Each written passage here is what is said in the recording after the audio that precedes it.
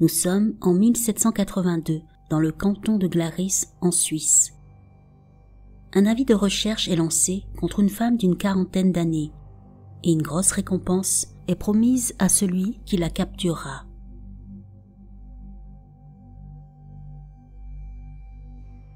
Peu de temps après, celle-ci est retrouvée et accusée de sorcellerie.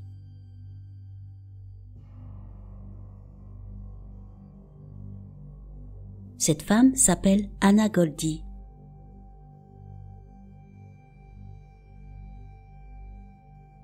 Anna n'a connu que la misère depuis sa naissance. À son adolescence, elle travaillait déjà comme servante pour des gens riches. Aussi, sa vie personnelle a été très compliquée. En effet, à l'âge de 31 ans, elle a été séduite par un homme qui l'a abandonnée enceinte et l'enfant qu'elle a eu n'a pas survécu après l'accouchement.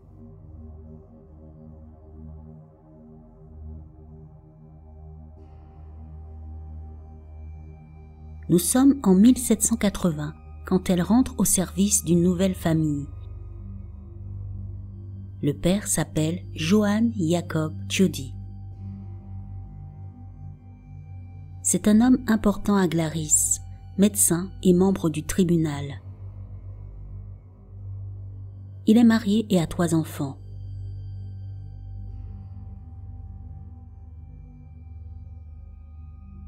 Au début, tout se passe normalement.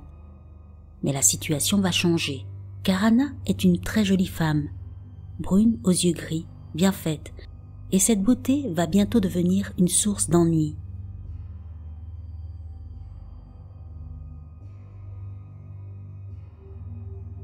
Ainsi, au fil du temps, le père de famille semble être attiré par elle. Il la regarde avec insistance et commence à lui faire des propositions indécentes. Elle lui dit non, catégoriquement. Seulement, Anna est pauvre et est à son service.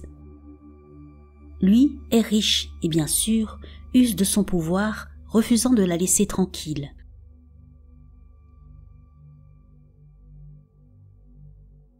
L'homme la harcèle constamment, malgré ses nombreux refus, et va plus loin encore.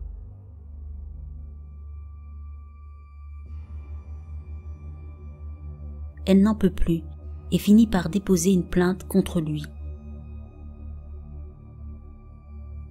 Le problème est que Jakob Tschudi n'est pas n'importe qui, il est influent et sa plainte ne servira à rien.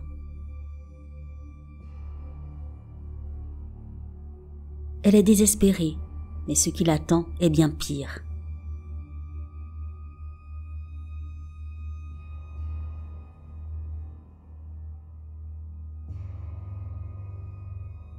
Un jour, l'une des filles du docteur, la cadette âgée de 8 ans, trouve des aiguilles dans son bol de lait. Anna est directement soupçonnée d'empoisonnement.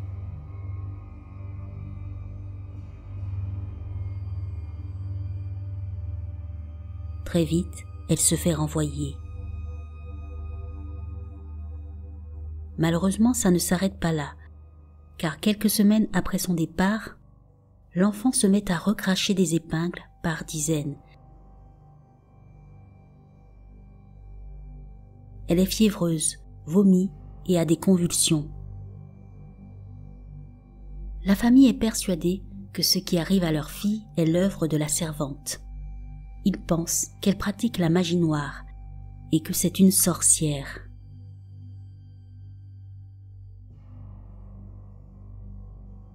Et là, sans attendre, un avis de recherche est lancé pour retrouver Anna.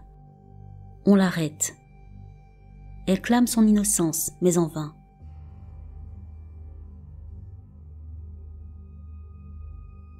Puis, pour obtenir des aveux, on va alors la torturer. Les mains liées dans le dos, on la suspend par les pouces, avec des poids attachés aux chevilles.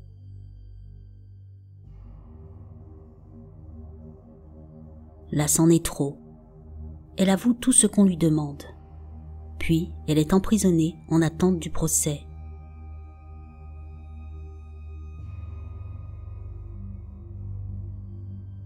Entre-temps, la petite fille malade se rétablit peu à peu. Et bien sûr, pour beaucoup, c'est bien la preuve qu'elle est bel et bien coupable, puisqu'en son absence, l'enfant guérit.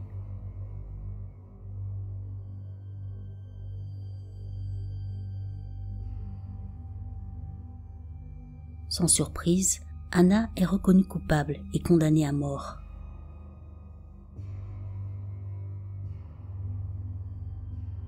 Au mois de juin 1782, elle est exécutée par décapitation.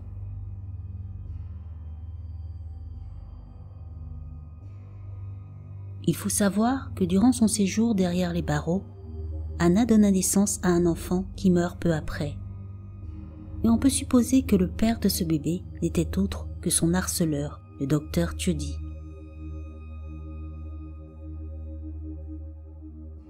Décidément, le fait de porter plainte contre ce dernier ne lui a apporté que des malheurs.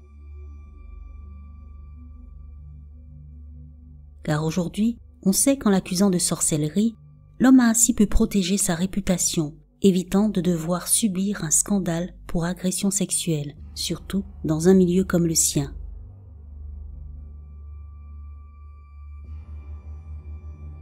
Quant à Anna Goldie, vu l'époque et sa condition de femme pauvre, elle n'avait aucune chance de s'en sortir face à un homme avec autant de pouvoir que lui.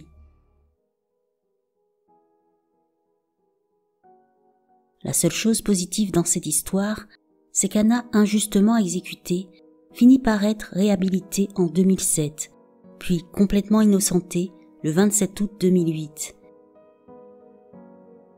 Il a fallu attendre plus de 200 ans pour que les autorités reconnaissent qu'elle n'était pas une sorcière et qu'elle avait été victime d'une erreur judiciaire.